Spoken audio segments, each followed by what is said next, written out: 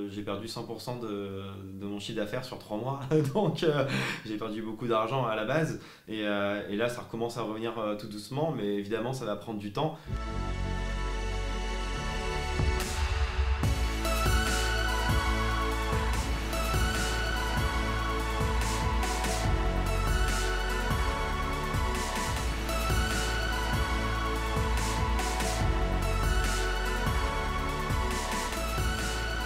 Moi, je suis comme un freelance photographe ou un freelance vidéaste. Il y a plein d'entreprises qui avaient des budgets avant qui n'en ont plus maintenant, donc qui n'ont plus forcément d'argent à dépenser en termes de collaboration avec des créateurs de contenu comme moi. Donc forcément, d'un point de vue purement financier, j'ai perdu de l'argent. J'avais eu la bonne idée en fait de mettre un peu d'argent de côté, tout simplement, et ça m'a été bien utile parce que c'est clair que personne n'a pu prévoir ce qui est arrivé. Personne ne pouvait se douter que on serait bloqué chez nous pendant des mois, vraiment personne n'y croyait. Mais ces dernières années, moi je suis quelqu'un qui est assez prévoyant, donc j'ai mis de l'argent de côté tout simplement, ce qui m'a permis justement de pouvoir m'en sortir en fait pendant l'épidémie. Après, je pense sincèrement que pour les voyages lointains, encore une fois, il faudra attendre quelques temps avant de pouvoir les refaire. Donc c'est clair que mon entreprise, mon business de créateur de contenu, il est impacté aujourd'hui et je ne sais pas encore vraiment pour combien de temps.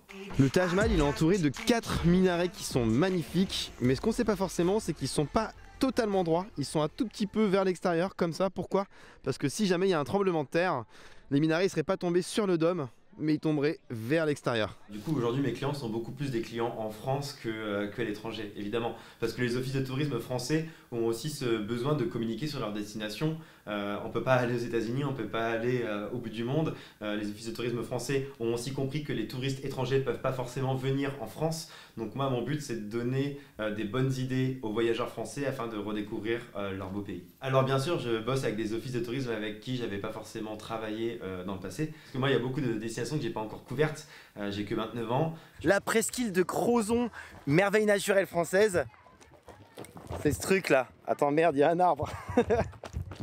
Ce truc là, c'est la plage de l'île Vierge. Elle est juste extraordinaire. Je sais pas si demain mon métier va encore survivre ou pas, mais ce que je sais, c'est qu'aujourd'hui, c'est ce qui m'anime, c'est ce qui donne le sourire quand je me lève, c'est ce qui me fait rêver, c'est ce qui me passionne, c'est ce qui me permet d'échanger avec des milliers de personnes plus intéressantes les unes que les autres.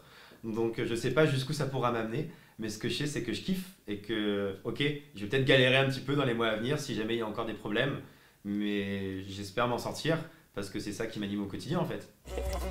Là-bas, la pagaie, la pagaie. Oh non. Ah. Je suis dans le mauvais sens ou quoi? Mais gros, qu'est-ce que tu fais avec tes bras?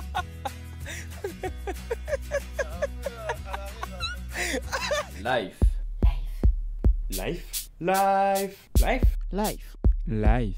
Life. Life.